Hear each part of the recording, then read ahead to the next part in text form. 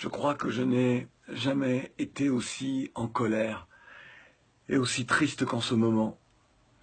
Moi, le descendant d'esclaves, dont les ancêtres furent déportés d'Africa pour être des bêtes de somme dans le Nouveau Monde, je découvre qu'en ce début de XXIe siècle, en cette fin d'année 2017, je découvre qu'en Libye, ce que nous redoutions, après les accords passés entre les uns et les autres, qu'en Libye, on est en train de vendre des Africains. Là, en Libye, on vend nos jeunes qui, parce qu'ils ne pouvaient plus supporter le manque de vision d'avenir dans leur propre pays, ont décidé de partir, de braver le désert, de braver la mer, de braver la violence des groupes armés, de se retrouver humiliés en Europe en arrivant, que ce soit à Lampedusa ou ailleurs. Là, aujourd'hui, avec les accords passés entre la Libye et l'Union européenne, la France et d'autres pays, avec les États africains qui ferment les yeux, qui ne font rien, mais alors rien, pour aider cette jeunesse. Dire que nos jeunes ne peuvent plus partir. Ils font un sommet extraordinaire, il faut réfléchir. Aujourd'hui, on est en train de vendre, là, des Africains, des jeunes, nos jeunes. On les enferme dans des cages, puis on les vend au plus offrant. Et ça ne vous fait rien. Moi, le descendant d'esclaves, j'ai la haine. Je me demande que faut-il faire.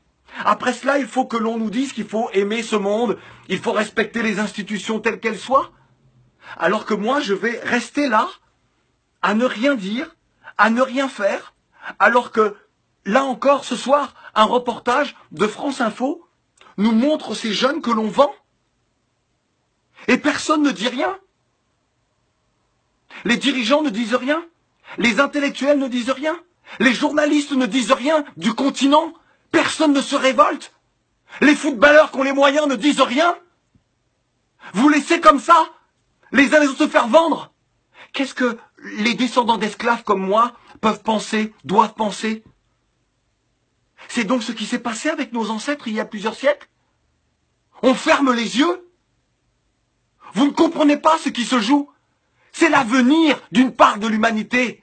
C'est l'avenir de toute l'humanité. Lorsque des êtres humains sont capables de vendre d'autres êtres humains, c'est qu'ils s'empoisonnent eux-mêmes. Ils se privent de l'humanité. Lorsque des personnes ferment les yeux sur cela, ils se privent de cette humanité. Ils rusent avec des principes d'égalité, des principes d'honnêteté, de respect de l'autre, de démocratie. Quelle démocratie?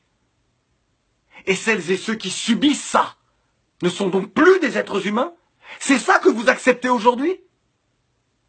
Vous voulez quoi? Jusqu'où devons-nous aller pour nous faire entendre? Et là, je m'adresse aux dirigeants africains. Levez-vous, faites quelque chose. Vous voulez quoi? Que je vous supplie? Vous voulez quoi? Que nous entamions des grèves de la faim? Pour que vous réagissiez? Jusqu'à quand allez-vous profiter de l'argent, de la manne, que ce soit du pétrole ou d'autres matières premières de nos pays?